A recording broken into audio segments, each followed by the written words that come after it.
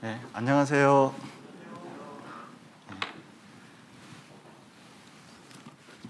같이 기도하시겠습니다.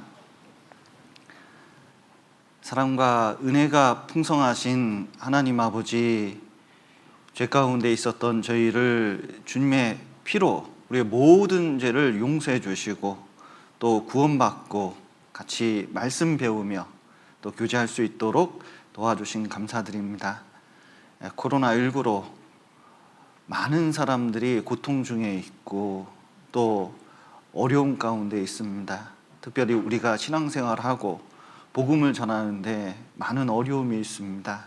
하나님께서 함께 해주시고 이 위기 때 더욱 신앙을 지키고 또 이뤄진 사람들에게 여러 가지 방법으로 복음을 전할 수 있도록 도와주시고 더욱 주님과 가까이 할 수 있도록 도와주시옵소서.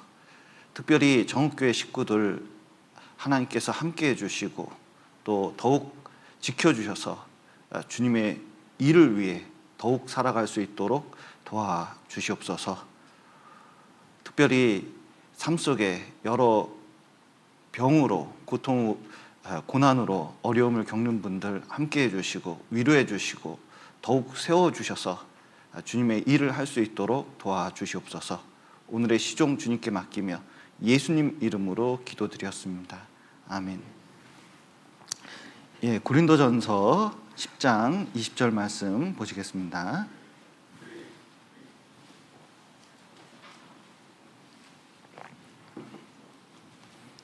신약성경 275페이지나 6페이지 정도 될 것 같습니다. 신약성경 275페이지 고린도전서 10장 20절 말씀 제가 읽겠습니다. 대저 이방인의 제사하는 것은 귀신에게 하는 것이요 하나님께 제사하는 것이 아니니 나는 너희가 귀신과 교제하는 자 되기를 원치 아니하노라. 이제 설날이 가까워서 제사에 대해서 조금 말씀을 드리고자 합니다. 어렸을 때는 이제 1년 중에 가장 기대되는 날은 이제 설날이었습니다. 설날 되면 떡국도 먹고 또 떡국 속에 만두 탁 넣고 저희 큰어머니께서 저기 뼈국 우려내가지고 거기다가 떡국 넣고 만두 딱 끓여주면 설 때 그거 먹는 재미가 좀 있었거든요. 그리고 설빈도 옷도 새로 입고 가장 중요한 세뱃돈도 받고 그래서 이제 설날 되면은 이렇게 좀 기쁘고 또 가족들도 만나는 기쁨이 있습니다. 근데 이제 구원을 받고 나서는 설날이나 추석 명절이 구원받은 그리스도인에게는 큰 이제 부담이 됩니다. 그것은 믿지 않는 사람들, 특히 가족들하고 이렇게 있다 보면 꼭 제사를 지내는 경우가 우리나라에는 많이 있기 때문에 그렇습니다. 특별히 올해는 그래도 5인 이상 집합 금지이기 때문에 이제 제사 지내기가 좀 어렵고 모이기가 좀 어려워서 제사를 안 지내는 경우도 많이 있을 거라고 생각이 듭니다. 그래서 오히려 이때 좀 마음 편히, 왜냐하면 제사에 대해서 이렇게 말씀을 드리면 아이고 이게 당장 이번 주부터 문제인데 뭐 이런 분들이 좀 계시고 그리고 또 여러 가지 이제 머릿속이 복잡한 분들이 많이 계신데 편안하게 이 제사에 대해서 제대로 생각할 수 있는 시간이 될 수 있겠다 싶어서 설을 맞이해서 제사에 대해서 좀 교제를 하고 싶습니다. 특별히 고린도전서 8장에 보면 이 제사에 관해서 핵심적인 내용을 이제 말씀하고 있는데 여기 8장 7절을 한번 보시죠.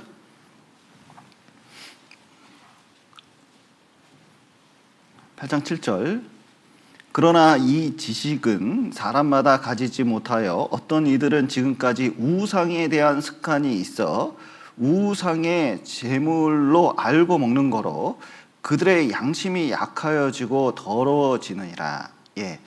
어떤 이들은 지금까지 우상에 대한 습관, 그러니까 제사에 대한 습관이 있기 때문에 이것이 좀 습관 때문에 곤란해지는 경우가 있습니다. 관습 때문에 어려운 경우가 있거든요. 근데 좀 제대로 그리스도인들이 좀 알 필요가 있습니다.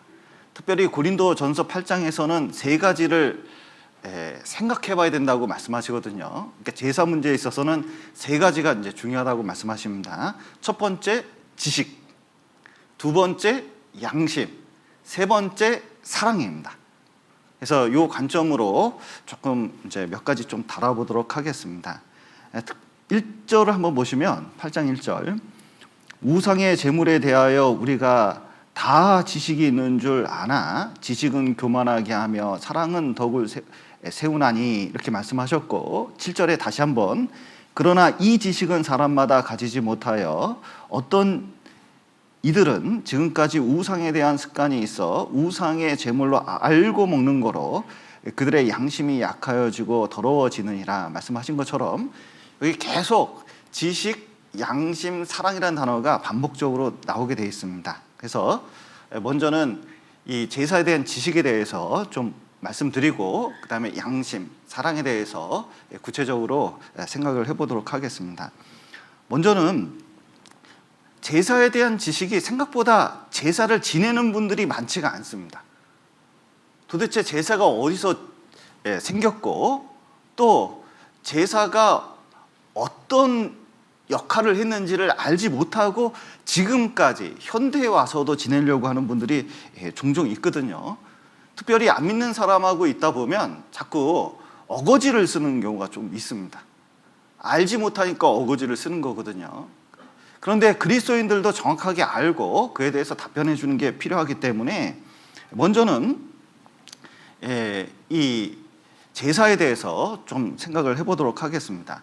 먼저는 많은 분들이 제사에 대해서 얘기할 때 우리나라 풍습이다, 그러니까 풍습이니까 지켜라, 이렇게 이제 얘기하는 게 고유의 풍속이라고 자꾸 주장을 이렇게 합니다. 그러나 역사 교과에서도, 우리나라 국사 교과에서도 나옵니다. 절대로 제사는 우리나라 종교가 아닙니다. 오히려 우리나라 기본적인 종교는 하나님을 섬기는 데 있다는 것을 아시는 게 꼭 필요합니다. 여기 잠깐 이제 슬라이드를 보시죠. 여기 보면 제사는 원래 우리나라 것이 아닙니다. 여기 보시면 공자 이전에는 훌륭한 황제에게만 제사를 이렇게 지냈습니다. 이 황제가 제사를 지낸 이유가 있어요. 왜냐하면 자, 왕이 됐습니다. 내가 왕이 됐어요. 그러면 왕이 되면 사람들이 내 말을 따라야 될 거 아니에요. 그래서 과연 내 말을 따르게 하는 방법이 뭘까 이렇게 생각을 합니다. 가장 쓰기 좋은 방법이 나는 특별한 인간이다. 어떻게 해서 특별해졌냐? 하나님이 점지해줬다. 왕권 신수설이죠. 그러니까 이 하늘이 점지한 사람이기 때문에 내 말을 어기는 건 하나님 말을 어기는 거다. 이런 개념이 있었습니다. 근데 그것은 어느 세계나 다 있었거든요. 특별히 중국에도 있었어요. 중국에도 바벨탑 이후에 중국까지 이제 퍼져서 왔습니다. 그러나 바벨탑 때 맨 처음은 하나님을 섬기는 생각이 있습니다. 홍수를 당해 놓으니까 하나님, 어이구 무섭다. 야, 큰일 났다. 이거 비만 오면 걱정이다. 이런 생각이 좀 있지 않겠습니까? 그러니까 사람들 머릿속에 뭐가 있냐면 하나님에 대한 생각이 있는데 무섭다는 생각이 좀 있었습니다. 말 안 들으면 큰일 나. 그런데 이제 중국까지 갔거든요. 그런데 하나님에 대한 생각이 로마서 1장에 보면 자꾸 그게 다른 것으로 변질래요. 산이 있으면 산신으로, 하나님 찾는 마음이 산신으로, 강이 있으면 강신으로, 바다에 있으면 바다신으로, 이렇게 이제 점점 변질되기 시작합니다. 그런데 중국에서는 천신에 대한 사상이 늘 있었습니다. 그래서 이 종교가 여러 가지가 있었는데 이제 그 은나라 때, 상나라, 은나라라고 하는데 거기에 아버지 조상신을 섬기는 사람들이 좀 있었거든요. 정권을 잡게 되면서 이것을 이제 퍼뜨리기 시작합니다. 그래서 이제 주자학 할 때 이 주자가 제사할 것을 강조했어요. 왜냐하면 정권이 조상신 섬기는 정권이었거든요. 그러나 이제 조선에서 들어와가지고 유교가 들어오면서 이제 주자학이나 유교가 들어온 거죠. 그러면서 이 정권을 위해서 이제 이것이 강화됐습니다. 그러나 이제 제사를 말했던 공자님조차도 사실은 조상신보다는 하나님을 섬겼다는 자료가 많이 있습니다. 여기 보셔요. 여기 공자는 어떤 신앙은 어땠을까 궁금하다 그랬는데, 이것은 절대로 기독교인이 쓴 글이 아닙니다. 이 노너, 이 공자님만 연구한 사람이 이제 이 노너를 연구하면서 이제 밝혀냈는데, 공자가 유일신 신앙에 접근한 것 같은 느낌을 강하게 받는다고 합니다. 이유가 뭐냐면, 그때 당시 은나라, 상나라, 그 다음에 이제 공자님이잖아요. 그때 머릿속에, 사람들 머릿속에 하나님에 대한 개념이 확실히 있었다니까요. 지금보다 훨씬 있었습니다. 그래서 하늘에 대해서 계속 이제 언급을 하는데, 여기 부뚜막신에게 잘 보이라는 속담이 있는데, 이게 무슨 말입니까? 아랫목집보다는 부뚜막신에게 잘 보여라. 좀 이해가 안 가죠? 중국에는 이런 속담이 있었다는 겁니다. 그랬더니 공자님이 뭐라 했냐면, 그렇지 않습니다. 하늘의 죄를 얻으면 빌 곳이 없습니다. 하늘에게 죄를 짓지 말아야 됩니다. 그러니까 모든 도덕적인 개념이 뭐냐면, 유교의 도덕적인 개념을 딱 4글자로 줄이면 뭐죠? 유교의 핵심이 뭡니까?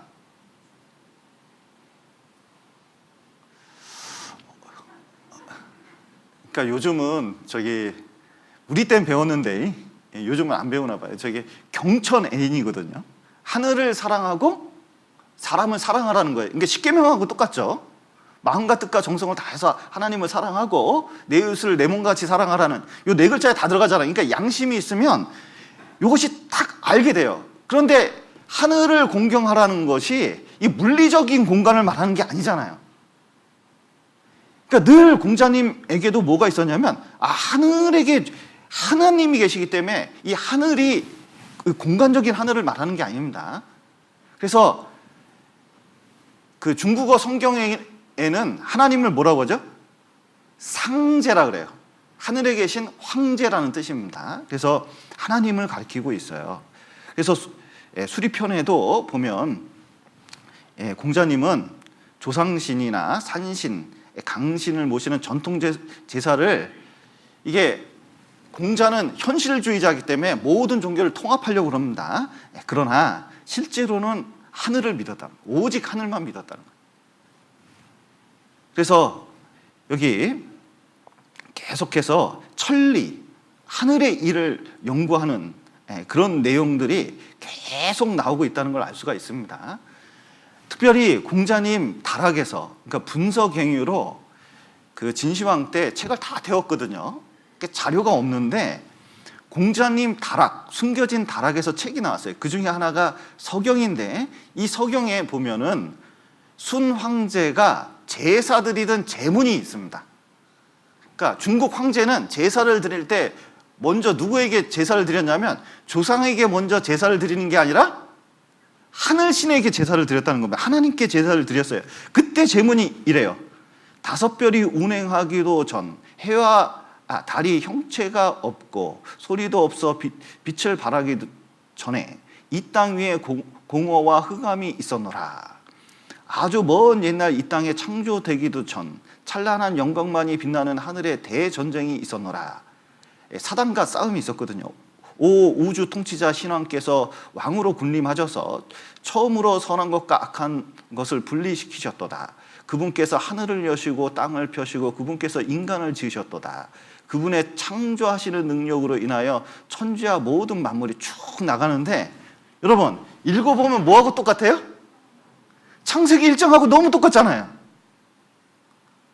그러면 이것이 어떻게 해서 이런 제문을 썼냐? 머릿속에 늘 맨 처음에 사람들은 이걸 외우고 있었다는 겁니다. 글이 없어도 외우는 게 상당히 강력합니다. 우리 이제 결혼식 할 때 제례문 읽잖아요. 결혼 옛날에 이렇게 할 때 유세차 뭐 어쩌고 저쩌고 이렇게 쭉 하잖아요. 그 똑같은 거 외우는 거거든요. 그러니까 옛날에도 이렇게 했다는 겁니다. 그러니까 여기에 천신에게 그 제사드리러 황제가 제사드리던 곳이었어요. 여기가 지금도 남아 있습니다. 이렇게 여기가 이제 제사드리는 곳이었어요. 그런데 이 하나님께 드리던 제사가 점점 어떻게 하면 눈에 보이는 사람에게 드리기 시작한 겁니다. 특별히 황제가 살아있는 자기 부모님께 제사를 드렸어요. 왜냐? 하나님과 우리 가족은 쌤쌤이다, 이걸 가르쳐줘야 되잖아요. 그러니까 그런 식으로 제사를 드리기 시작한 겁니다. 그런데 신하들이 그것을 본받고, 그리고 자꾸 우리 집안은 황제만큼 좋은 집안이다, 그래서 제사 드리는 습관이 계속 있어가지고 지금까지 내려왔고, 여기 보면 우리나라에서 여기 그 하늘단, 황구단입니다. 황구단이 여기 있거든요. 이게 조선 호텔 안에 있어요. 여기입니다. 여기 보면 황구단 이렇게 되어 있잖아요. 여기 보면 황구단은 황제가 하늘에 제사 드리는 곳입니다. 제가 조선시대 제문을 한번 받아본 적이 있거든요. 맨 처음 누구한테 제사를 드리냐? 하나님께 드리는 거예요. 그래서 여기 밑에 이제 좀 보면 이 안에 하늘신 위패를 모시는 곳이 있어요. 그러니까 처음에 우리나라는 무엇을 섬겼냐? 하나님 섬겼다. 여기서부터 쭉 중국으로 이어져서 우리나라까지 오거든요. 이렇게 문명이. 그러다 보니까 자 보셔요. 여기서부터 바벨론, 바벨탑 있는 데서부터 이때 신, 하나님에 대한 개념이 있었습니다. 그리고 쭉 와서 여기 대한민국까지 왔어요. 그러니까 여행을 제일 많이 한 사람이 누구예요? 끈질기게 동쪽으로 와서 끝까지 간 사람이 누굴까요? 대한민국 사람. 그래서 무궁화가 샤론의 꽃입니다. 이때 이제 무궁화가 들어왔거든요. 또 재밌는 것은 아리랑이 무슨 뜻인지 아세요? 아리랑? 아리랑 아시죠? 근데 노래를 못 부르겠네. 아리랑 아리랑 아라리요 뭐 이거 있잖아요. 그 아리랑이 무슨 뜻이냐면 요겁니다. 알이 이렇게 씁니다. 이렇게 알. 이게 무슨 뜻이죠? 요게 성경에 보면 엘이 있습니다. 엘이 하나님이에요. 그래서 이때 중동 지방에서 쓴 내용이 엘이 다 하나님이라는 뜻으로 쓰였습니다. 이랑이 뭐냐면 그 이랑이 누구랑 이런 뜻이에요. 뭐뭐와 같이, 그러니까 하나님과 같이 쭉 간다는 뜻이에요. 그래서 동방으로 이동을 쭉 했습니다. 그런데 옆으로 새는 사람이 있어요. 끝까지 가야 되는데 옆으로 새는 사람이 있습니다. 그 사람 보고 뭐라고 해요? 십리도 못 가서 발병 난다, 이렇게 된 거예요. 그런데 그걸 모르면 아리랑의 해석이 안 돼. 왜 부르고 있지? 도대체 십리도 못 가, 뭔 얘기야? 이런데 이동을 하도 많이 하다 보니까 옆으로 새는 사람을 못 보는 거예요. 우리 민족이 대단한 민족입니다. 그래서 여기 이제 상제, 이게 하늘에 계신 통치자, 하나님이란 뜻입니다. 그래서 고대로 갈수록 여기 대홍수 전설에 보면 노아라는 단어가 아예 중국 사람한테 읽으면 노아 이렇게 읽습니다. 그래서 여기까지 이제 왔다는 것을 좀 알 수가 있습니다. 그래서 여기 우리나라에 있는 김해에서 발견된 이 물고기 모양이 있는데 쭉 가보면 다 이쪽 중동 지방하고 연관이 있어요. 그 말도 수메르 언어하고 얼마나 비슷한지 모릅니다.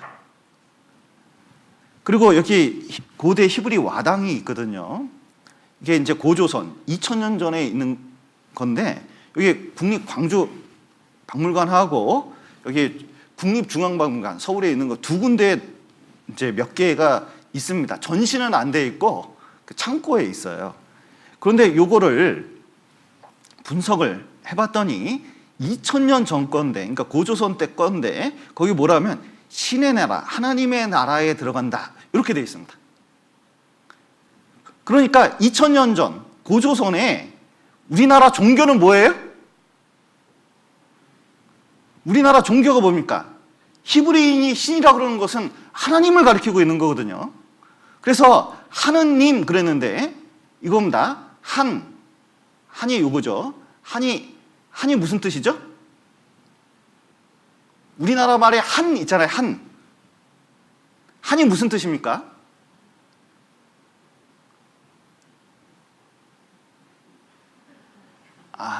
한 크다.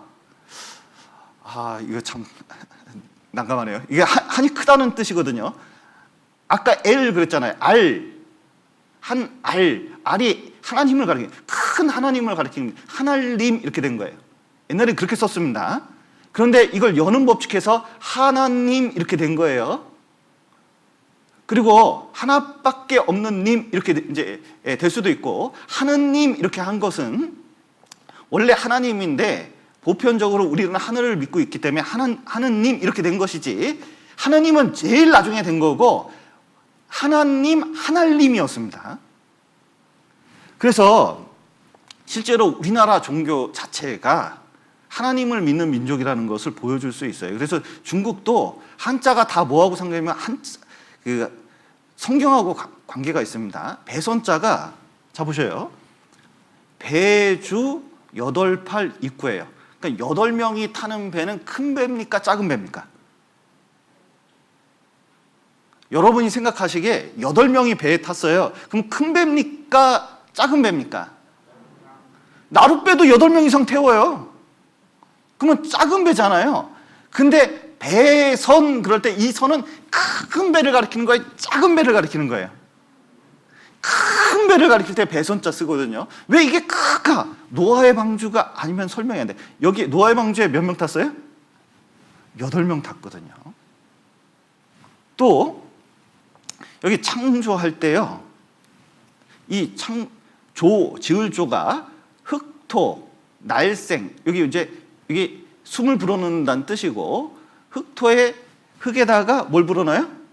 생기를 탁 불어넣어요. 그러더니 어디다 생기를 불어넣었죠?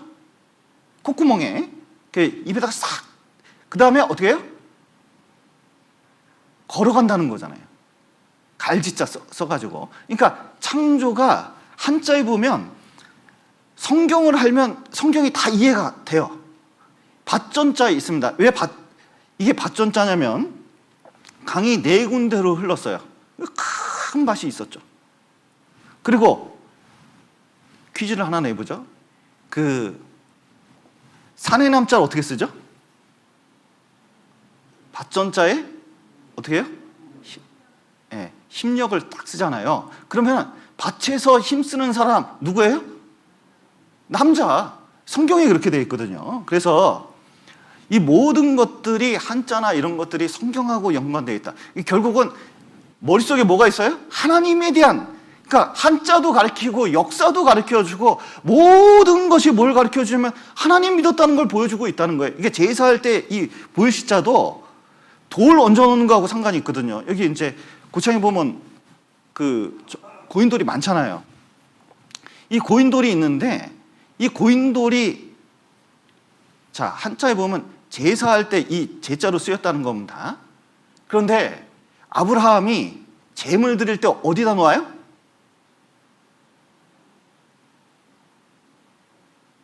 아니, 아브라함이나 창세기 보면은 제물 놓잖아요. 그러면 어디 위에 놔요? 단. 그 제단이잖아요. 제단이 뭘로 만들어요?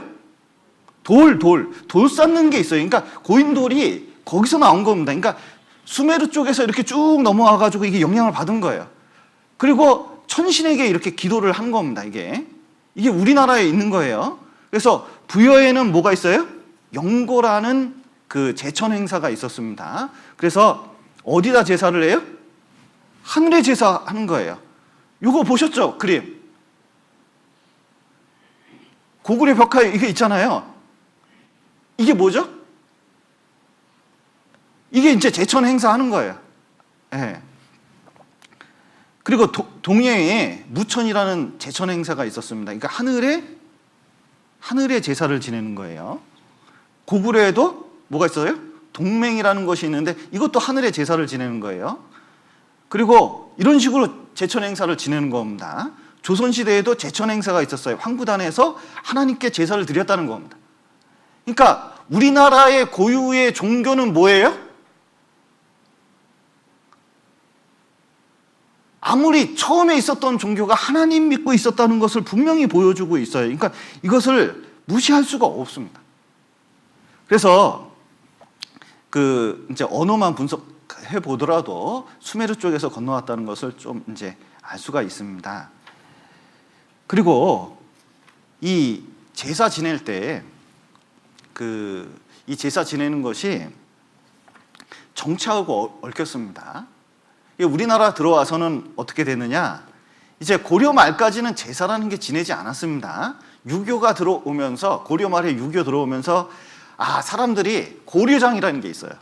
부모님을 내다버려. 그러니까 이게 너무 안타까운 사회 현상이잖아요. 왕이 보기에도 이건 아니지. 그럼 어떻게 할까? 그러다가 유교를 들여와서 제사를 지내게 해보자. 그러다가 안혜원이라는 사람이 이걸 들여왔는데 갑자기 국가가 반란이 일어납니다. 이성계가 정권을 탁 잡아요.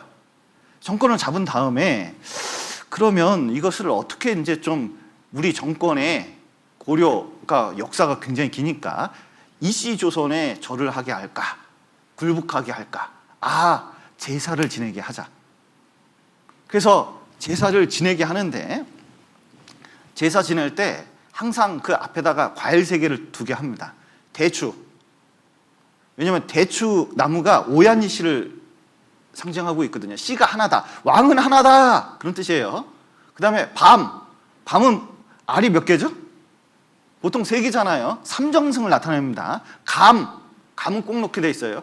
감은 씨가 몇 개입니까? 6개. 6판을 가리키는 거예요. 그러니까 이씨 정권에 절을 해라. 조상한테 절한과 동시에. 이게 정권하고 맞물려 있는 겁니다. 결국은 500년 전에 들어왔지만 중국에서 들어온 것이고 우리나라의 고유의 종교는 절대로 아닙니다. 그리고 제사를 지내는 중요한 이유 중에 하나가 이게 효에 대한 보상 심리거든요. 자꾸 이게 죽은 부모가 돌아와서 이게 제사밥이라도 드려야 된다. 이런 이제 사상이 있어요. 좀 이상하긴 해요.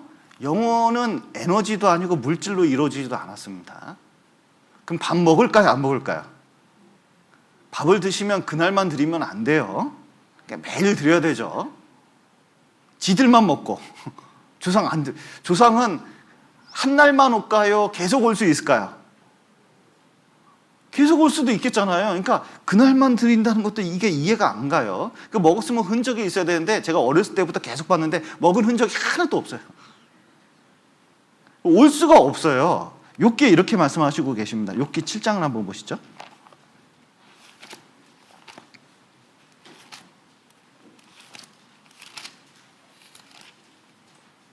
7장 9절입니다.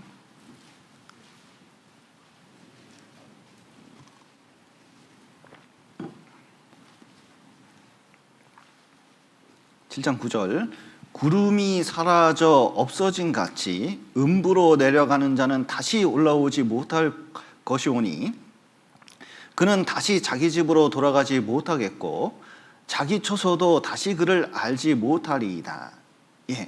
자, 음부로 내려간 자는 다시 올라옵니까? 못 올라옵니까? 그리고 집으로 옵니까? 못 옵니까? 집으로 못 와요. 처소도 못 와요. 돌아가시면 끝난 거예요. 그래서 왜 자꾸 제사를 지내려고 하면 여태까지 효를 못했는데 이상하게 돌아가시면 그게 자꾸 생각이 나는 거예요. 그런데 그게 효라고 생각한다면 공자님도 웃을 일입니다. 공자님도 그렇게 말씀하지 않으셨어요. 놀라운 것은 제사가 만들어진 중국에서도 지금은 제사를 거의 드리지 않아요. 드리더라도 굉장히 간소화하고 있습니다. 그리고 제사 드리지 않는 나라는 불효자만 있습니까? 그렇지 않아요. 최근에 미국에서 미나리라는 영화가 이제 개봉된다고 하는데 그 소식을 들어보면 내용이 뭐냐면 할머니에 대한 추억이에요. 그러니까 한국 사람을 대상으로 이렇게 하긴 했지만 미국 사람들이 그렇게 공감을 한대요. 우리는 너무 이렇게 뭐 영화가 이렇게 심심하냐 그럴 수도 예고편만 봐도 심심하거든요. 이게 뭐지 싶어요. 근데 미국 사람들한테는 그 부모님에 대한 향수를 불러일으킨다는 거예요. 그러면 미국 사람들이나 서양 사람들, 다른 나라 사람들은 부모에 대한 그런 효하는 마음이 전혀 없냐? 그렇지 않습니다. 기독교인들 보고 너희는 조상도 없냐 그러는데, 여러분, 기독교야말로 효도하라고 계명이 되어 있어요. 사람 간의 제일 큰 계명이 뭐죠? 내 부모를 공경하라거든요. 살인하라, 간음하라, 이거보다 훨씬 큰 계명이 부모를 공경하는 겁니다. 그것을 누가 명령하셨어요?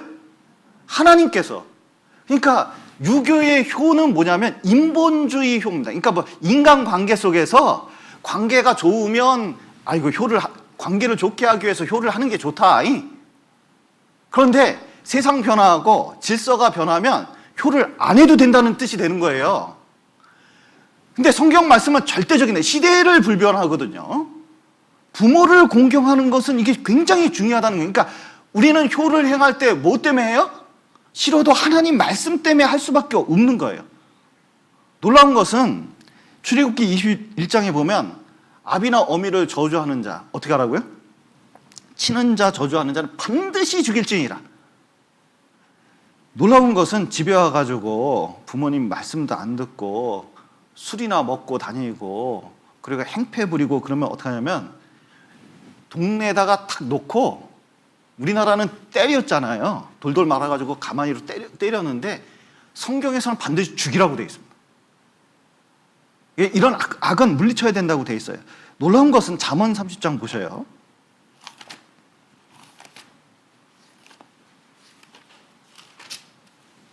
잠언 30장 17절입니다.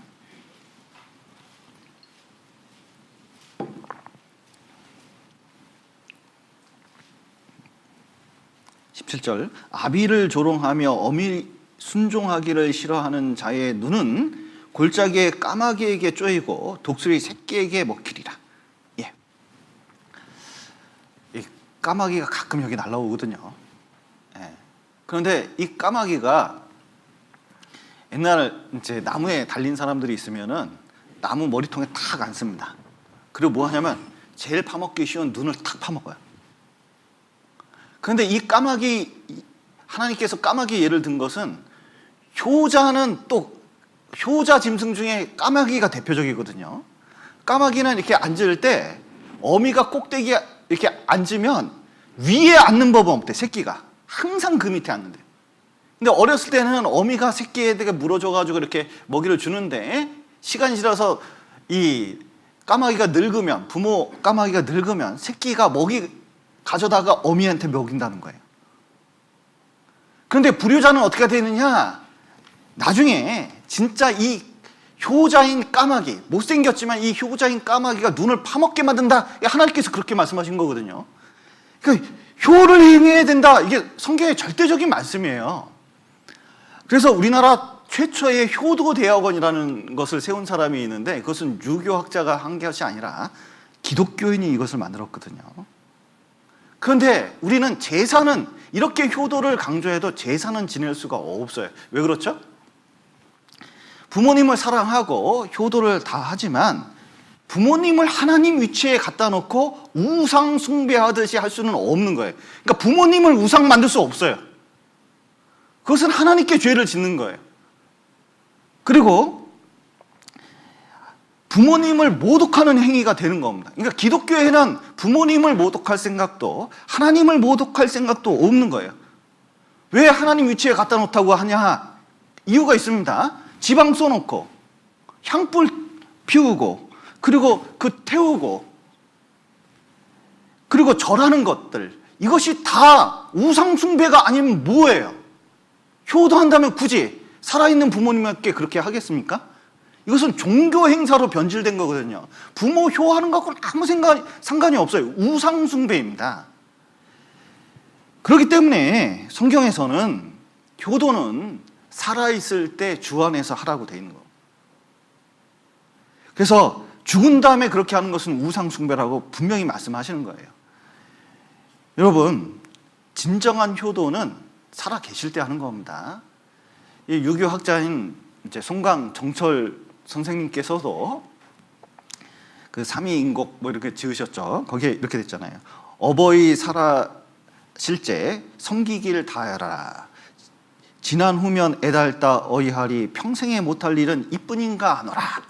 부모님 돌아가시고 이 사모하는 마음 때문에 이 가사를 지었거든요. 요즘 이거 배우나요? 국어 시간에? 학생들이 없네, 물어보니까. 예. 도대체 이게 시대가 안 맞아가지고 내가 갈등이 생길 때가 있습니다. 그런데 참 이거 보면요, 자기 바쁘게 살아가다, 그러니까 자기만 그냥 신경 쓰고 잘 살아가다가 갑자기 부모님 돌아가시면 장례식 때 가가지고 사람들 보니까 자기가 마치 효도한 척, 신경을 쓴 척, 그때서야 뭐 대단히 효도한 척 하면서 제사 지낸다 하고 막 돈을 그때서야 쓰려고 하는 사람들이 있는데, 이것은 완전히 청개구리 같은 거거든요. 청개구리 아셔요? 엄마 청개구리하고 아들 청개구리가 있었답니다. 그런데 도대체 이놈의 아들 청개구리가 말을 안 들어요. 이리 가라면 저리 가고, 이렇게 하라면 저렇게 하고, 그리고 개굴개굴 울라 그러면 굴개굴개 하고. 그게 너무 속상했대요. 저 놈을 어떻게 고치지? 그러면서 그렇게 고치려고 노력을 하고 그렇게 얘기했는데도 말을 안 들으니까 부모님이 속병이 걸리죠. 그게 병이 들었다는 거 아니에요. 그리고 이제 죽게 됐는데 이 아들 청개구리에게 얘기하고 싶은데, 이제 나 죽으면 이제 산속에 묻어달라고 부탁하고 싶은데 이놈이 말을 안 듣게 틀림없잖아요. 그래서 내과에 좀 묻어달라 이렇게 이제 부탁을 했대잖아요. 그래가지고 청개구리가 이제 어머니 돌아가신 다음에, 어머니 유언, 마지막 유언인데 참 여태까지 말 한 번도 안 듣다가 돌아가신 다음에 말 듣는 거예요. 그래서 엄마 마음은 산에 다시 묻어야 되는데 이걸 내과에 다 묻었대잖아요. 그 물이 넘칠 때 이렇게 샥 쓸려 내려갔대잖아요. 그래가지고 이 아들 청개구리가 엄마 생각하면서 쓸어가는 그 내과 무덤 보면서 울었대잖아요. 깨굴 깨굴 이렇게. 그런데 그래서 이제 소나기 내릴 때 개구리가 운다는 전설 같은 얘기가 있는데, 이게 이 세상 살 때는 그냥 어련히 계시겠거니 하면서 효도 안 하다가 막상 죽음 건너편에 가면 죽음이라는 것에 휩쓸려 간 거잖아요. 그때부터 울기 시작하면 이게 뭐냐고요, 이게 도대체. 이게 진정한 효도냐? 그 효도 아니라는 겁니다. 그래서 그 잘못된 생각이고, 또 왜 사람들이 자꾸 제사를 지내야 된다고 얘기하냐면, 그 제사를 안 지내면 복을 못 받는다 이런 거 있거든요. 그 상나라, 은나라 때 조갑이라는 사람이 왕권을 잡습니다. 형을 죽이고 왕권을 잡아요. 근데 공자님께서 은나라 때 일을 굉장히 미화시킵니다. 그러니까 옛날에 은나라는 아주 좋은 나라로 이제 묘사를 했어요. 근데 각골문자가 밝혀지고 나서는 공자님이 거짓말했다는 게 드러났어요. 왜냐면 정치할 때 은나라를 닮아야 된다고 하면서 제사를 강조했는데, 이 조갑이라는 사람이 형을 죽이고 정권을 잡았는데 이거는 사실 유교에서는 허락할 수 있는 일이 아니거든요. 그런데 이 사람이 조상신을 섬기니까 어떻게 했냐면, 사람들에게 조상신을 섬기면 재앙을 막아준다는 소문을 냈습니다. 그런데 제사를 안 지내서 불행한 일을 당하는 사람도 있을 거 아니에요. 마침 그때 그런 일이 생기면 조상신 안 섬겨서 그렇다, 이거 소문을 퍼뜨렸어요. 그게 지금까지 오고 있어요. 그래가지고 제사 지내는 사람들 보면요, 향불 올라갈 때 진짜 우리 할머니들, 특히 이제 조상 섬기고 막 그러면요, 자식들하고 이게 그러니까 집안 자식들, 조상은 상관없는데 조상들이 자식들한테 불행하게 한다, 이 사상이 있어가지고 향불 올라갈 때 어떻게 그러면 잘 올라가야 된다고 생각을 해요. 그래서 향불 할 때 얼마나 조심스럽게 하는 할머니도 있는가 하면, 불 붙일 때요, 자식들을 위해서 조상들에게 불 붙이는데 이게 이게 촛불에 탁 붙여가지고 이렇게 올라갈 때 슉 올리는데 이게 잘 올라가지, 올라가다가 푹 떨어지면요, 어떤 할머니하고 상담하는데요, 막 코가 석자나 빠져가지고 큰일 났다고. 여러분, 큰일 났습니까? 종이 떨어진 겁니까? 이게요, 맹목적인 마음인데, 왜냐하면 이게 자식 잘 되는 마음 하나 있거든요. 그게 제사하고 자꾸 연관이 있다고 생각을 하는 거예요. 그러나 여러분, 성경을 배우면 압니다. 사람의 복과 한은 조상이 줍니까? 하나님께서 주십니까? 하나님께서 주시는 거예요. 이걸 명확하게 알아야 됩니다. 하나님께 잘하는 게 복된 걸 받는 거예요. 여러분, 미국 보십시오. 그 서양 보십시오. 조상신을 섬기지 않고 제사를 지내지 않더라도 잘 삽니다. 우리나라 유교만 섬길 때 보십시오. 흥선대원군 때 쇄국 정치 쓰면서 결국 한일 합방되기까지 우리나라가 얼마나 철저히 붕괴됐습니까? 겨우 일제시대 때 기독교 들어와서 하나님 믿으면서 점점 나라가 회복돼서 지금까지 온 거거든요. 복을 어떻게 받는지 보여주는 거예요. 여러분, 경주, 상주 보십시오. 경상도가 왜 경상도죠? 경주, 상주가 수도였기 때문에 그렇습니다. 박정희 대통령께서 도로를 뚫는데 쫙 부산까지 도로를 뚫으려고 그랬거든요. 근데 뚫을 때 가운데가 상주입니다. 상주. 그러면 도로 상주 쪽으로 딱 뚫으려고 그랬는데 상주 사람들이 들고 일어났어요. 또 경상도는 이 제사, 유교 이거, 그래서 이게 쇄국 정책처럼 뭐냐면 그 외부 잡것들은 이 동네 들어오면 안 된다고 생각했어요.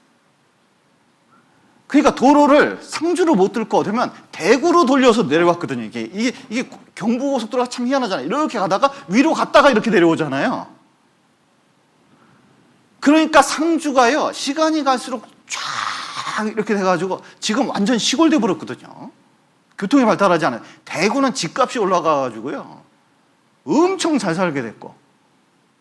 그래서 결국은 뭐 때문에 그런 일이 생겼냐면 제사 때문에 복을 못 받은 거예요. 여러분, 태국, 인도, 동남아 보십시오. 조상에게 향불 올리는데 치고 잘 사는 나라가 없습니다. 여러분, 일본도 보셔요. 6.25 전쟁 때문에 저렇게 잘 살던 나라가, 선진국이던 나라가 지금 지금 시대에 들어서는요, 점점 뭔가 이게 수그러들고 있습니다. 희한해요. 우리나라 하나님 믿기 시작한 다음에 점점 올라더니 한 세기 만에 이렇게 된 나라가 없어요.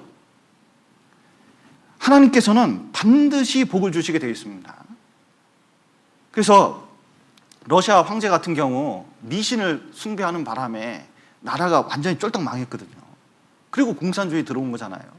우리나라도요, 박근혜 대통령께서 최순실하고 이렇게 있을 때 이상한 종교 들어오니까요, 이게 온전한 판단을 내리기가 어려워져요, 점점. 이게 받는다는 걸, 이걸 구원받은 사람은 이 명심할 필요가 있어요. 그리고 제사를 지내는 게 가족 간의 화합을 도모한다, 이렇게 얘기하는데 제사 때문에 화목이 아니라 가족이 깨지게 돼 있습니다. 왜냐? 제사가 뭐하고 관련이 있어요? 저는 제사는 제사만 지내는 줄 알았어요, 어렸을 때는. 시간이 지나다 보니까 이게 제사하고 관련이 있어요. 그래서 제사는 이제 장남한테 물려주니까 장남한테 재산을 더 물려줘야 된다. 그러니까 부모님은 이상해요. 여기 이제 작년 처음 부임하고 동계수련회 때 딱 갔는데 은장의 말씀을 제가 부탁을 받아가지고 이게 설교하면서 딱 물어봤거든요. 여기 할머니들 많이 계신데 아들 중에 자녀 중에 누가 제일 좋아요? 장남이죠. 그랬더니요, 저는 대답을 안 하실 줄 알았어요. 거침없이 예 그러더라고요. 깜짝 놀랐어요, 저. 그러니까 머릿속에 뭐냐면 장남에 대한 생각이 있는데 장남한테 어떻게 하면은 이 재산을 넘겨주냐, 이 제사를 물려준다, 그러니까 가져가라, 이런 게 있거든요. 그런데 문제는 이거예요. 우리나라 현행법이 바뀌었다는 겁니다. 여러분, 이게 현행법이 바뀌어가지고 그 제사 제도가 맞지가 않는데, 형제가 있으면 부모님 재산을 어떻게 나눠요? 법에는 어떻게 되어 있습니까? 우리나라 법에는 현재 n분의 1로 되어 있습니다. 그러니까 유언을 안 하면 딱 3명이면 3분의 1, 4명이면 4분의 1로 나누게 되어 있어요. 그러니까 남자 여자도 구분이 없어요. 장남 차남 그런 거 상관이 없어요. 우리나라 법에는 유언이 없으면 그렇게 나누게 돼 있어요. 놀라운 것은 장제에 대한 이게 권리가 있다고 하더라도 부모님 돌아가신 다음에 만약에 장제한테 다 물려주고 동생들이 소송을 일으키잖아요. 그럼 소송에서 뺏어올 수도 있어요. 우리나라 법이 되게 강력합니다, 이게. 근데 집안 싸움 안 나오려고 그리스도인 있으면 좋긴 좋아요. 이 동생들이 이 그리스도인이면 웬만하면 안 싸우려고 그러잖아요, 이거 가지고. 그러니까 이제 두고 보는 것 뿐이지, 실제로 법대로 하면 이게 문제가 사회 문제가 얼마나 심한지 몰라요. 지금 이게 심각합니다. 그러니까 이 장손들이 살아있을 때, 아이고, 아버지가 준다 그랬다. 그러면서요, 동생 재산까지 은근슬쩍 자기 명의로 딱 해놓는 경우가 있거든요. 그러면 제사 때 모이고 명절 때 모여서 가족이 화목할까요? 진짜 멱살잡이가 생길까요? 이게 가족의 화목을 위한 거라고요? 터무니없는 얘기예요. 그리고 종갓집 같은 경우는요, 요즘 장가도 못 갑니다. 제사 있다 그러면 장가도 못 가요. 요즘 누가 장가 가려고 그럽니까? 그래서 고명 아들이나 종갓집 장남은 결혼 기피 대상 1호라는 걸 아셔요? 제가 말한 게 아니에요. 이게 신문에 남습니다. 이게 아예 났어요. 제가 기차를 KTX를 타는데 그 뒤에는 남자애에게 엄마가 막 얘기하더라고요. 하나밖에 없는 아들에 대해서 며느리감에 대해서 막 얘기하는데, 와, 조건이 그렇게 많을 줄, 시어머니가 그렇게 많이 말을 할 줄 몰랐어요. 제가 들으면서 생각을 했습니다. 아, 이 집은 장가 가긴 좀 어렵겠다. 그런데 옛날 방식으로 유교 방식으로 생각하는 거예요. 구원받은 사람은 우리가 믿는 게 유교가 아니라는 거. 그게 전통도 아니고 시대에 안 맞는다는 걸 이걸 알아놔야 돼요. 그래서 며느리 만약에 시집 왔잖아요. 그럼 제사 음식 하잖아요. 그러면 제사 음식 쫙 이렇게 해가지고 하면은요, 야, 이것도 곤란해요. 제사 음식 때문에 이혼율이 높아지잖아요. 며느리 혼자 하는 줄 알아요. 그럼 며느리가 쭉 하고 전 부쳐가지고 먹지도 않는 전을 그냥 계속 부쳐대가지고 이제 제사상 만듭니다. 그런데 세상에 시누이 와가지고 달랑 용돈 주면은 너무 막 기뻐하면서 난리치는데, 며느리는 수고해도 당연히 할 일을 한 것처럼 못하면 핍박을 하는데 피가 거꾸로 솟을 지경이래요. 뉴스에 그렇게 써 있더라고요. 그래서 특별히 음식도 이렇게 지지고 먹는 게 많잖아요. 근데 지지고 나서 제사하고 하면 다 식어요. 그러면 맛도 되게 없어요. 여러분, 음식은 갓 했을 때 맛있는 것이지 시간 지나서 먹으면 기름기 있는 거 맛있습니까? 맛 없습니까? 그리고 농경사 할 때 고기나 기름진 거 못 먹으니까 그때 그냥 지지고 먹고 해가지고 그냥 풍성하게 먹자고 이렇게 하는데, 요즘은 너무 잘 먹어서 살쪄가지고 기름기 빼야 되는 시대에 그거 먹고 싶겠습니까? 안 먹고 싶겠습니까? 안 먹고 싶어요. 그 옛날엔 대가족이라서 식구라도 많지. 요즘은 기껏해야 어르신들 2명 살고 많이 살아야 4명 사는데, 세상에 손님들 많이 온다고 음식 잔뜩 해놔가지고 이걸 몇 개월째 먹는 분도 계시대요. 냉장고에 넣어놓고.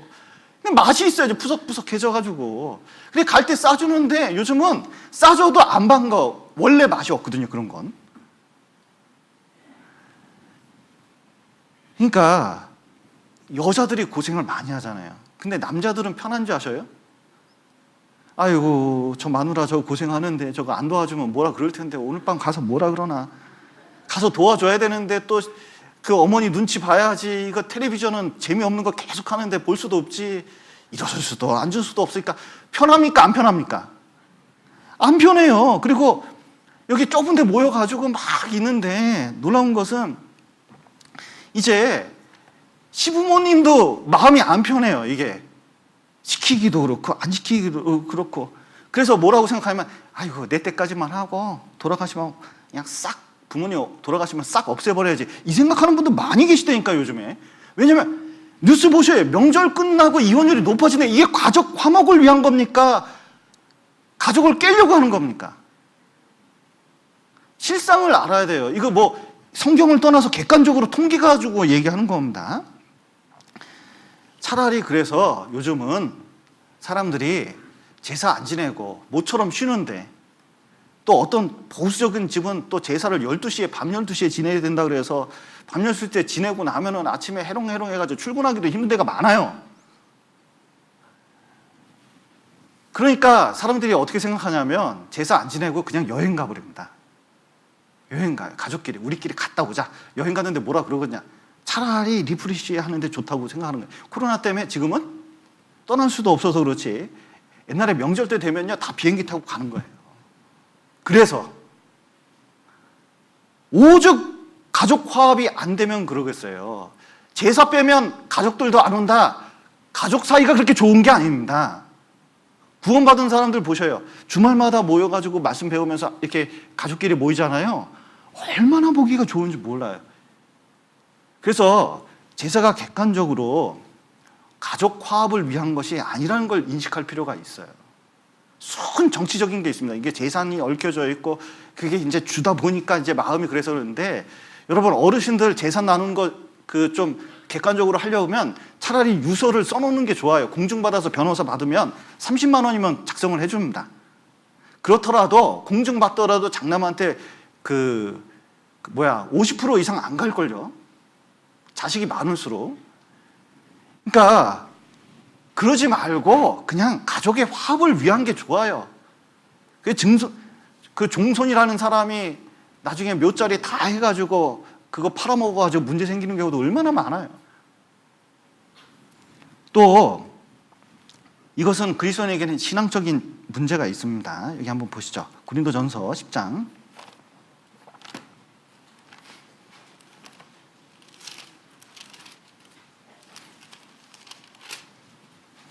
19절,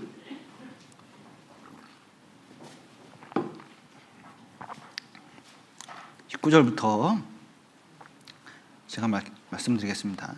그런즉 내가 무엇을 말하느냐? 우상의 제물은 무엇이며 우상은 무엇이라 하느냐?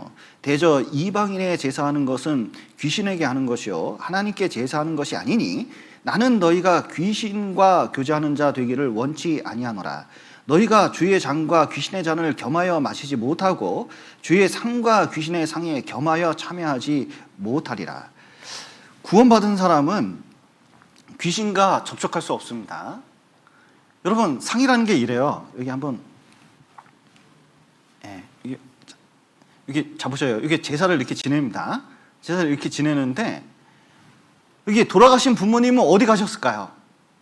여기 이름 써놨다고 조상이 오시는 게 아닙니다. 조상님 어디 가셨죠? 이미 저 세상 가셨어요. 거기 한번 가면 못 오는데요. 가셔가지고 지옥 간 분도 누가복음 18장에 보면 뭐라고 돼 있어요? 간절히 자식들이 구원받길, 이 사람들이 다 구원받길 바라요. 여기 지옥불 오길 원하지 않습니다. 여러분 집에 불이 났습니다. 집에 불이 났어요. 근데 여기 부모님 계십니다. 그러면은 이 불이 났는데 이 한가운데 있는데 자식들이 들어오려고 그러면 부모님이 들어오게 합니까? 못 들어오게 합니까? 못 들어오게 하는 것처럼 지옥에 간 부모님도 절대로 여기 오지 말라고 간절히 호소하고 있어요. 부모님의 목소리입니다. 저 세상 간 부모님의 목소리가 그래요. 올 수가 없어요. 그러면은 여기 누가 오느냐? 귀신이 오는 겁니다. 왜 귀신이 오느냐? 귀신은 절하는 데 와요. 이게 이제 마을 입구에 나무 하나가 있는데 그냥 좋은 나무였어요. 정자 만들고 쉬면 되는데 어떤 사람이 거기다가 자꾸 기도합니다. 이렇게 기도. 절하기 시작해요. 그 다음에 시간 지나면 거기다 줄이 쳐져 있습니다. 그러면 보는 사람마다 절하잖아요. 그러면 그때부터 그 나무에 귀신 붙는 거예요. 그리고 어쩌면 이상한 빗자루가 사람이 됐다는 등 도깨비가 나타냈다는 그런 전설 같은 얘기가 그때부터 생기는 거예요. 그러니까 귀신이 붙으면 이 사람이 귀신의 목적이 뭐예요? 돼지에 들어갔더니 3,000마리가 낭떠러지 떨어 죽었는데 빨리 이 사람들을 지옥 가게 만드는 술, 담배부터 시작해서 나쁜 일을 해가지고 계속 어리석게 행해가지고 망하게 하는 것이 귀신의 목적이라는 걸 알아야 됩니다. 그럼 이 귀신이 누구도 지옥 보내버렸어요? 부모님도. 그러니까 누구한테 절하는 거냐면 부모님을 지옥 보낸, 부모님을 저 세상 보낸 그 원수한테 절하는 거예요. 이게 기가 막힌 거예요, 이게 사실은. 그렇기 때문에 우리는 원수 마귀한테 절할 수는 없어요. 이게 절하면 안 돼요. 그리고 또 우상은 고린도전서 8장을 한번 보시죠. 우상이 뭔지 알아야 되는데 8장 4절 그러므로 우상의 제물을 먹는 일에 대하여는 우리가 우상은 세상에 아무것도 아니며 또한 하나님은 한 분밖에 없는 줄 아노라. 이 제사하는 거나 우상, 여기 절하는 거는요 사실은 아무것도 아니에요. 사실은 자꾸 이거 먹는다고 그러는데 참 우리나라 음식은 요즘 많이 차려요. 그래서 이제 사실은 이게 부모님이 먹는 게 아니라 잘 보셔요. 누가 먹는지 보셔요. 이게 누가 먹을까요? 이거 누가 먹을까? 이게 누가 먹습니다, 이거? 자기들이 다 먹네, 이거. 네. 그래서 성경에 보면 우상의 제물과 피와 목매어 죽인 것과 음행을 멀리 하라고. 그러면 잘 될 거라고 말씀하십니다. 그러니까 구원받은 사람은 이게 절하지 않아야 잘 되는 걸 이걸 아셔야 돼요. 그래서 자, 죄송합니다. 보시면 우상이 있는데 우상이 뭔지 한번 보시죠. 시간이 없어서. 자, 보셔요. 이게 시편에 보면 이렇게 되어 있습니다. 이거 깎거든요. 그러면 나무가 있는데 요 나무 깎은 거는 불 떼고 요거는 요거 착 깎아가지고 요거는 절하고. 그러면 어떤 건 불 피워가지고 없애버리고 어떤 건 절한다. 이게 뭐냐 이거예요. 이게 도대체 뭐냐. 그러면 똑같은 나무였는데 어떤 건 불 피우고 어떤 건 부복한다. 이게 말이 안 되는 거다. 그리고 우상 섬기는 사람 어떻게 되냐. 우상은 말도 못하고 듣지도 못하고 다리도 못 움직이고 팔도 못 움직이는데 그거 섬기면 그렇게 되는 거다. 이렇게 얘기하고 있어요. 그래서 가능하면 우상은 크게 만들고 무섭게 만들거든요. 왜냐하면 자꾸 절하게 만들려고 이렇게 하는 것인데 사실은 탐심은 곧 우상 숭배니라. 이게 다시 보죠. 출애굽기 20장 보시죠. 우상이 어떻게 생겼는지 잠깐 보시는 게 좋겠습니다. 출애굽기 20장 4절 5절 제가 읽겠습니다.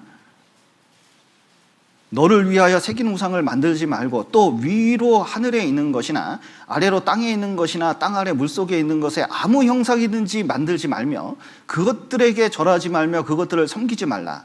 나 여호와 너희 하나님은 질투하는 하나님인즉 나를 미워하는 자의 죄를 갚되 아비로부터 아들에게로 3, 4대까지 이르게 하거니와 나를 사랑하고 내 계명을 지키는 자에게는 1000대까지 은혜를 베푸느니라.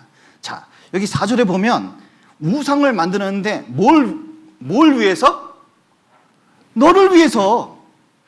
결국 우상이 왜 생겼느냐? 자기 마음속에 있는 것을 어느 날 만든 거예요, 이렇게. 제 대학원 때, 회사 다닐 때 대학원생 하나 이제 데려다가 일을 시켰는데, 일을 하면서 자기가 대전에 60평 아파트에 살고 아버지가 사업이 잘 됐었대요.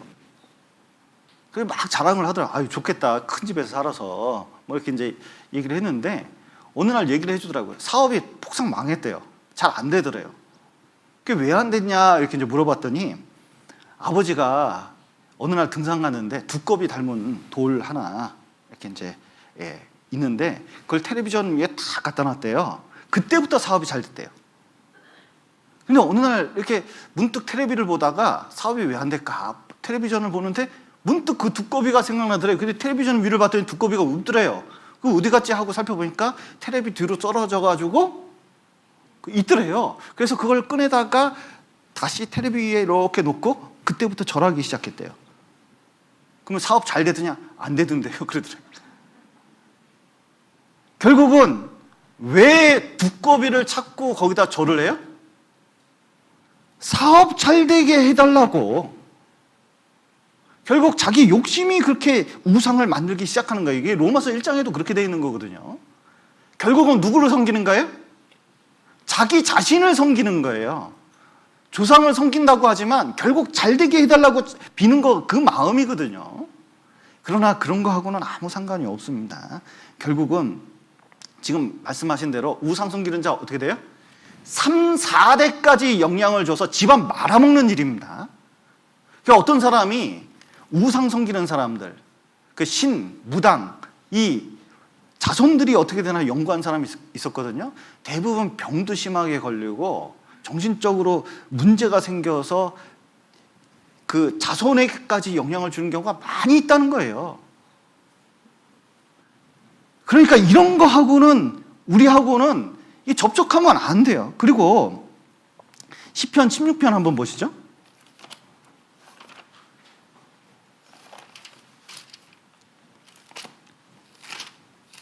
이 구원받은 사람이 좀 명심할 게 있습니다. 시편 16편 4절입니다. 다른 신에게 예물을 드리는 자는 뭘 한다고요? 괴로움이 더할 것이라. 나는 저희가 드리는 피의 전제를 드리지 아니하며 내 입술로 그 이름도 부르지 아니하리로다. 나는 절대로 우상에 대한 이름조차도 부르지 않겠다, 그런 의미입니다. 왜냐하면 그거 찾으면 괴로움을 더할 거기 때문에. 솔로몬 머리 좋은 사람이었습니다. 그리고 국력도 강하고 신하들이 절대 왕권이었기 때문에 이건 뭐 꽉 잡혀 있어요. 솔로몬을 떠나서는 아무것도 할 수가 없었습니다. 근데도 말년에 처첩 때문에 우상 섬기거든요. 3번이나 하나님이 나타나셨습니다. 그런데 얼마나 그 대단한 왕권을 가지고 있는지 알아서 하셔요. 그런데 하나님께서 말년에 솔로몬 일생의 그 노구에 정신적인 고통을 얼마나 주셨는지 아셔요? 솔로몬 머리로도 해결이 안 되는 문제예요. 우상이 그랬습니다. 이스라엘 보십시오. 신명기 8장에 보면 정령이 우상 섬기자 멸망한다고 그랬는데 결국 망했어요, 이스라엘. 이스라엘이 망한 이유는 정치적인 문제, 군사적으로 약해서 단합이 안 돼서 분열이 생겨서 이런 거 아닙니다. 결정적인 이유가 뭐죠? 우상 숭배에서. 다른 이유가 아니에요. 구원받은 사람이 제사 지내는 것을 에휴 뭐 옛날부터 지내왔고 나도 옛날에 했고 뭐 이렇게 생각할 게 아닙니다. 구원받은 이후에는 이게 하나님께 굉장히 중요한 문제가 돼요. 그래서 예후 같은 사람은요, 세상에 예후는 좋은 사람은 아니에요, 내가 보기에는. 근데 이 사람이 정권을 잡을 때 바알, 아세라 선지자 다 모이라고 했어요. 이게 크게 한번 행사한다고. 이게 다 모였거든요. 싹 죽여버렸어요.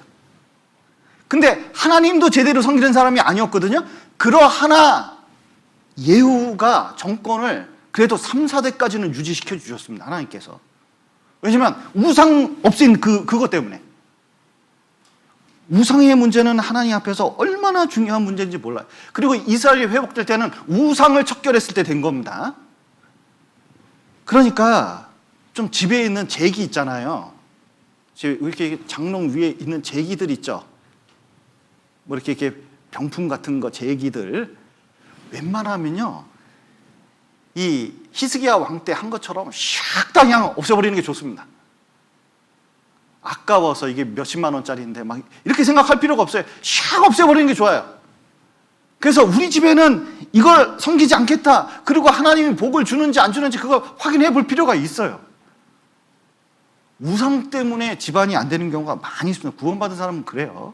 그래서 은밀히 섬기면 안 돼요. 확실히 없애버리는 게 좋습니다. 또 우리가 우상을 섬기지, 제사를 지내지 말아야 되는 게 이제 양심 때문에 그렇습니다. 여기 이제 고린도전서 다시 한번 보시죠. 8장.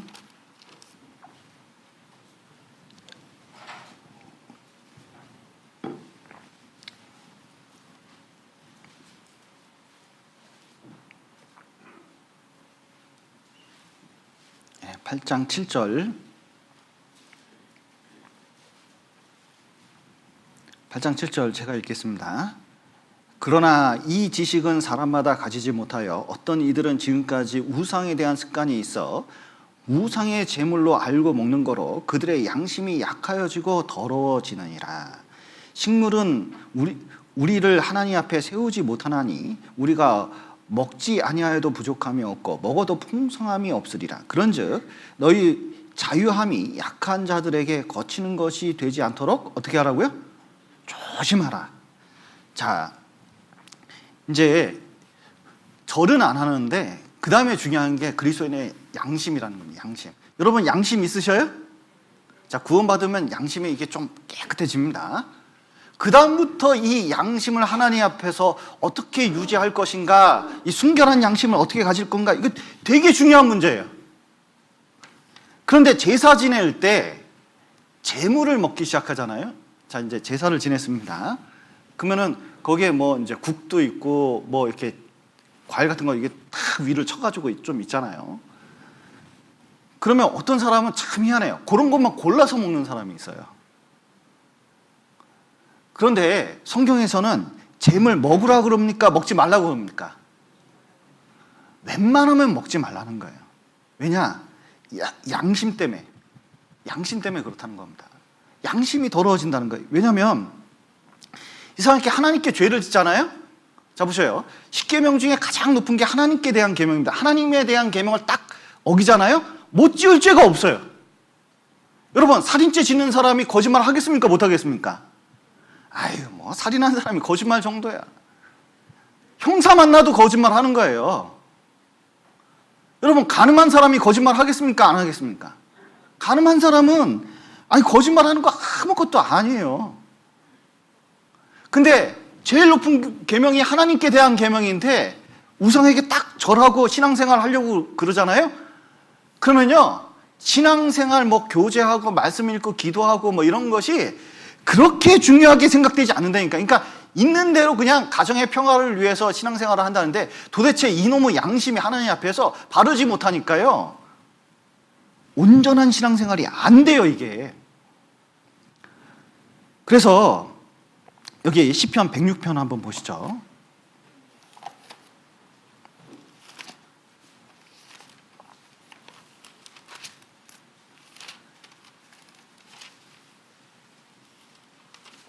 (106편) 28절 제가 읽겠습니다. 저희가 또 바알볼과 연합하여 죽은 자에게 제사한 음식을 먹어서 그 행위로 주를 경록케 함을 인하여 재앙이 그 중에 유행하였도다. 예, 이제 재물을 먹는 것이, 그런 거 골라서 먹는 것이 우리에겐 별로 좋은 게 아닙니다. 그러니까 이게 제사에 가족들 모였을 때 절은 안 하고 이렇게 이제 뒤에서 뭐 이렇게 묵념할 수도 있긴 있겠죠. 그러나 가능하면 빠져나오는 게 좋습니다. 구원받은 사람들이 그런 데 동참하는 게 별로 좋지는 않아요. 그리고 음식 먹을 때도 좀 가려서 먹는 게, 자매 통해서 좀 가려서 먹는 게 좀 좋긴 좋은데, 만약에 섞어버리면 어떡할 거냐. 여기 고린도전서 10장 한번 보시죠. 이건 좀 중요하기 때문에 또 읽어보겠습니다. 길지만 읽어보겠습니다. 고린도전서 10장. 참 성경에서는 별게 다 있어요. 예, 사람 고민하는 문제 다 있습니다. 10장 25절. 무릇 시장에서 파는 것은 양심을 위하여 묻지 말고 먹으라. 이는 땅과 거기 충만한 것이 주의 것임이니라. 불신자 중 누가 너희를 청하매 너희가 가고자 하거든 너희 앞에 무엇이든지 차려놓은 것은 양심을 위하여 묻지 말고 먹으라. 누가 너희에게 이것이 재물이라 말하거든 알게 한 자와 및 양심을 위하여 먹지 말라. 내가 말한 양심은 너희 것이 아니요 남의 것이니 어찌하여 내 자유가 남의 양심으로 말미암아 판단을 받으리요. 예, 이런 겁니다. 이제 옛날에는 시장에서 재물을 팔았거든요. 그러니까 제사하고 나오는 음식을 팔았습니다. 그 고기를. 그런데 시장에서 파는데 이게 섞여 있어요. 어떤 건 재물이고 어떤 건 재물이 아니에요. 보통은 재물은 싸고 재물이 아닌 건 비쌌는데 시장에서 유통될 때는 이게 섞어서 파는 경우가 많습니다. 여러분, 지금 설 맞이해서 한우 파는데 한우만 있습니까? 미국산도 있습니까? 그런 건 믿으셔요? 여기 보면 여기 재물이 있는데 시장에서 파는 사람이 양심 없이 파는 사람이 있잖아요. 그러니까 어떡하냐면 일단 고기 사 먹으라는 거예요, 그냥. 시장에서는. 그럼 사 먹으면 묻지 말고 칙 해서 먹어요. 근데 옆집에서 와가지고 고기를 갖다 줬네? 그러면 이게 재물인지 재물이 아닌지 그거 알지 못하잖아요. 그러면 묻지 말고 그냥 받아서 고맙습니다 하고 먹으라는 거야. 칙 해서 이제 먹으면 돼요. 근데 이거 주피터 신에게 좀 바쳤던 고기인데 드세요 그러면은 먹어요 말아요? 그거 먹지 말라는 거예요. 왜 먹지 마냐? 내 양심과 상대방 양심을 위해서, 그리고 내가 그리스도이라는 것을 밝히는 게 신앙생활 하는데 훨씬 낫다는 거예요. 이게 지금은 불편하지만 시간 지나면 아 원래 쟤는 그래. 처음이 어렵지. 원래 쟤는 그래. 그렇게 된다는 거예요.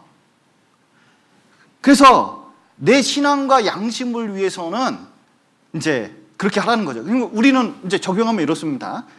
재물이 있는데 제사 끝난 다음에 섞는 집안도 있고 안 섞는 집안도 있거든요. 근데 싹 가져다가 이게 식은 거 먹기가 좀 그러니까 싹 섞어버렸어요. 그리고 쫙 나눠줬네. 그러면 먹어요? 안 먹어요? 여기는 대부분 제사를 안 지내서 잘 모르시죠? 그냥 묻지 말고 먹으라는 거예요. 그런데 누가 골탕 먹이려고 그거 아까 제사상에 있던 건데 그러면 어떻게 해야 돼요? 숟가락 놔버려. 그냥 숟가락 놔버려요. 그리고 거기 보면 그거 아니더라도 먹을 거 많아요. 또 한 끼 굶는다고 죽지 않아요. 그래서 결연한 의지로 그것을 좀 보여줄 필요는 있고, 대신 그렇다고 하더라도 싸우지 마셔요. 예. 성경에서는 그 뱀처럼 지혜롭고 비둘기처럼 순결하라, 이렇게 순결한 양심을 지키는데 말할 때는 지혜롭게 말하는 게 필요합니다. 그래서 음식할 때는 좀 도와주기도 하고, 그리고 좋게 얘기를 해주기도 하고, 끝나고 화목을 다지기도 하고, 여러 가지 이제 상황이 좀 필요한데, 처음에는 약간 섭섭하게 생각할 수 있지만 시간 지나면 괜찮더라고요. 저는 장남입니다. 그런데 큰아버님 댁에서 이제 제사를 지낼 때 구원받고 첫 제사가 영 부담스럽다. 여태까지 이렇게 가서 제사 지내는데 갑자기 안 한다 그러면 얼마나 충격일까, 이 생각이 있었는데, 그래서 이제 제사 이제 지내는 그때 딱 가가지고 내가 이제 사정이 이만저만해서 내가 제사를 안 지낸다고 얘기를 했더니 저는 저희 아버님부터 시작해가지고 어른들이 저를 혼내줄 줄 알았어요. 그런데 제사 앞두고요, 시간이 별로 없으니까 그러냐? 그러더니 자기끼리 제사 지내더라고요. 당신들께서 제사 지내더니 나와가지고 뭐 한참 얘기하시는데 큰 갈등은 없었습니다. 정말 이렇게 긴장은 했지만 내가 그냥 조심스럽게 잘 말하고, 그리고 가족의 화합을 이렇게 붕괴시키지 않는 선에서, 그리고 복음을 전하려고 그러면 크게 문제가 안 된다는 걸 좀 알게 됐고, 또 시대가 많이 변했어요. 변해도 고집스럽게 우기는 사람이 좀 있긴 하지만, 그래도 우리가 이 지식을 알고 설득력 있게 잘 얘기하면서 그리고 노력하는 자세는 좀 필요할 겁니다. 그리고 이제 가장 중요한 게 하나님께 대한 사랑인데, 여기 십계명의 핵심은 사랑입니다. 하나님께 대한 사랑, 그리고 사람에 대한 사랑이거든요. 여기 출애굽기 20장 다시 한번 보시죠.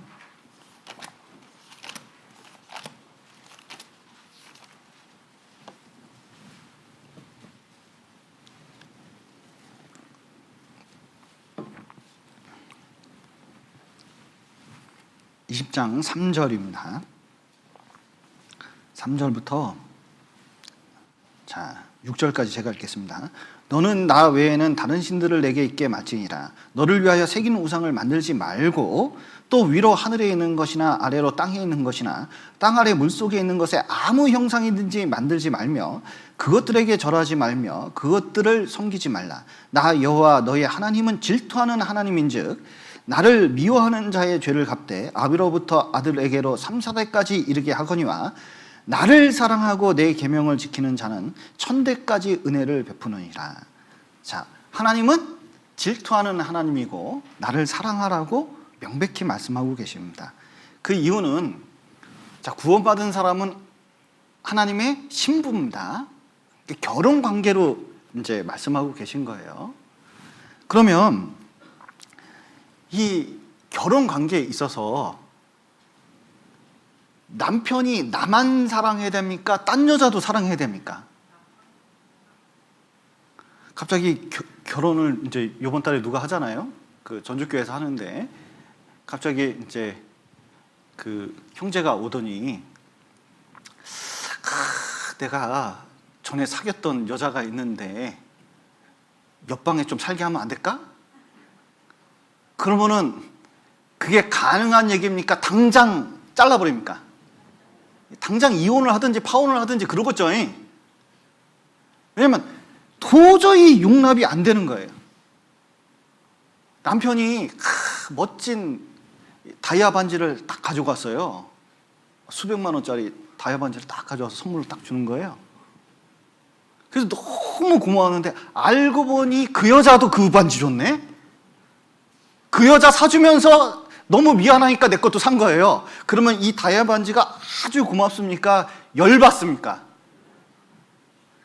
이게 말이 안 되는 거예요. 그러니까 내 하나님을 사랑하라 이렇게 했는데 또 다른 우상을 섬긴다면 하나님 앞에는 용서가 안 되는 거예요. 이게 질투하는 하나님이라는 뜻이 결혼관계로 이해하기 때문에 하나님 위치에 있는데 다른 것으로 대체하는 거, 그리고 둘 다 용납하는 것은 있을 수 없다는 얘기 말씀하시는 거예요. 사랑이기 때문에 그렇습니다. 그래서 사랑할 때 마음과 뜻과 정성을 다 하는 것인데 세상 할머니들도 선왕당에서 마음과 뜻을 다 해가지고 자식을 위해서 빌잖아요.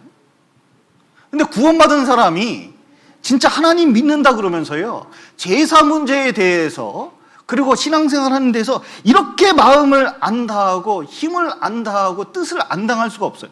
말씀을 그렇게 안 읽을 수가 없어요. 그리고 기도를 이렇게 안 할 수가 없어요.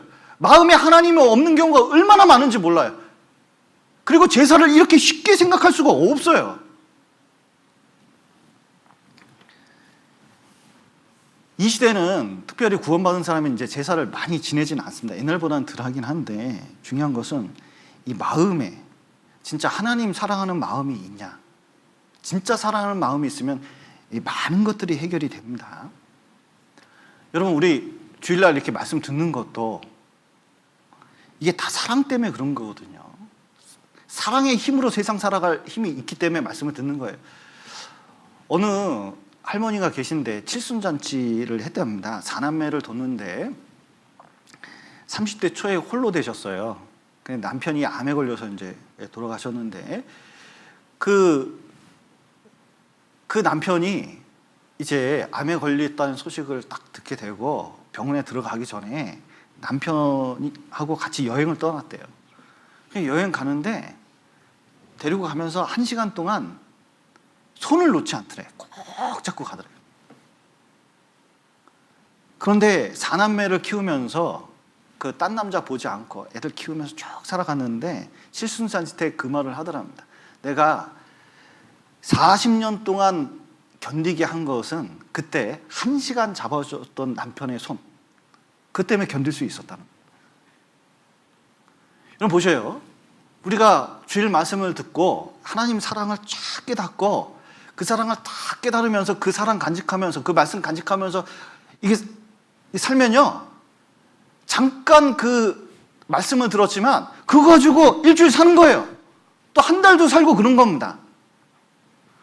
또 주님을 위해서 사랑하게 되면 그 힘이 생겨요. 어떤 분은 아이고 내가 오늘 왜 이렇게 힘이 없지? 알고 보니까 아침에 커피를 안 먹었어. 커피를 마셔야 이게 그냥 막 생기도 오고 막 그러는데 이 커피를 안 마시기 힘이 없다는 거예요. 근데 그리스도인은 어떠냐면 어떤 자매님하고 얘기하는데 한번 전화를 왔어요. 좀 뭐라고 전화하냐면 자기는 아침에 말씀을 한 장 안 읽으면, 최소한 한 장이라도 안 읽으면 하루 종일 힘이 없다는 거예요.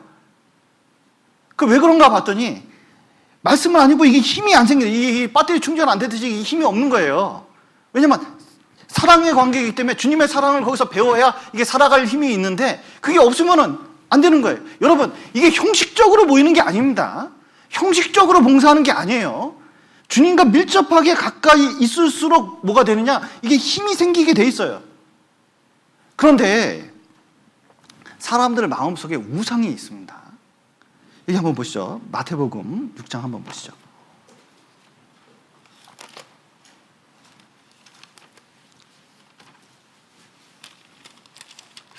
6장 24절.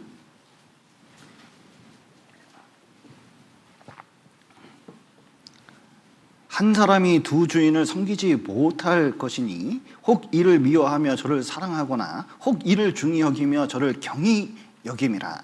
너희가 하나님과 재물을 겸하여 섬기지 못하느니라. 여러분, 여기 보면 지금은 우상이, 제사가 어디에 있느냐? 하나님께서는 마음을 보잖아요. 탐심은 곧 우상 숭배니라 그랬는데 우상이 어디 있냐면 마음 가운데 있는 겁니다. 그 마음 가운데 뭐하고 비교하냐면 예수님께서는 뭐니 해도 사실 돈하고 하나님은 어떻게 비교 대상이 되겠습니까? 근데 사람 마음속에서는 이 돈하고 하나님하고 비교를 하고 있어요. 그래서 돈이 얼마나 전지전능한지, 돈이 이거 해라 하면 이거 하고 저거 해라 하면 저거 해요. 그러니까 돈에 막 초점이, 행동의 기준이 있어요. 도덕성도 어떻게 순결을 지키다가요, 여러분 신앙생활 하는데 알바가 들어왔습니다. 근데 주일에 해야 돼요. 자, 알바가 일당 5만 원짜리예요. 여러분 주일에 5만 원짜리 하겠습니까? 안 하겠습니까? 할머니들은 좀 혹할 수도 있으시겠어요. 근데 돈을 버는 사람들은 5만 원은 별거 아니니까 아유 에이, 그러면 50만 원이면 어떻게 하겠습니까? 50만 원이면 어떤 분은 아유 당장 때려쳐야지, 교회 다니는 거, 이렇게 생각하실 분도 계신 거예요. 그러니까 신앙생활 하면서도 어떤 중요한 일이 생기면요, 도덕성도 이 돈 앞에서 굴복하는 거거든요. 그래서 이 세상 사람들이 다 이 돈에 막 굴복하고 그렇습니다. 그리고 나중에 신앙생활 하는 거 보면요, 성공, 그리고 뭐 자기가 원하는 거 그거 쫓아다니라고 정신이 없는 경우가 많아요. 그래서 하지 말래도 꼭 해버려. 해보십시오. 예, 뭐 제가 뭐 여러분 붙잡으러 다니는 사람은 아니니까 그냥 어쩔 수 없어요. 해야지 뭐. 하고 싶은 거 해야 됩니다. 그러나 결과는 성경에 뻔하게 나타나 있어요. 진짜 그것이 진짜 하나님의 길인지 꼭 생각해보고 그것이 하나님보다 더 위에 있는 거 아닌가 그 생각을 해봐야 돼요. 그래서 구원받은 사람은 절대로 우상을 섬길 수가 없다는 걸 명심하고 그 길이 끝이 좋지 않다는 것을 명심하고 하나님만 오로지 섬기는 것이 정말 귀한 일이라는 것을 이 설 때마다, 추석 때마다 제사 지내는 그 모양 보면서 나는 오직 하나님만 섬기겠다는 각오를 가지고 생활했으면 좋겠습니다. 같이 기도하시겠습니다. 사랑과 은혜가 풍성하신 하나님 아버지, 죄 가운데 있었던 저희를 주님의 피로 구원하시고 또 몸된 교회 가운데서 주님을 섬기고 또 말씀에 따라 생활할 수 있도록 도와주신 감사드립니다. 우리 삶 속에 섬기는 제사와 우상이 있다면 더욱 우리 마음속에서 제거할 수 있도록 도와주시고 오직 하나님 말씀 의지하며 이 세상 살아갈 수 있도록 도와주시고 또 그로 말미암아 3, 4대까지 주님의 복을 받을 수 있도록 도와주시옵소서. 오늘 설날을 맞이해서 이렇게 모일 수 있도록 도와주신 감사드리며 예수님 이름으로 기도드렸습니다. 아멘.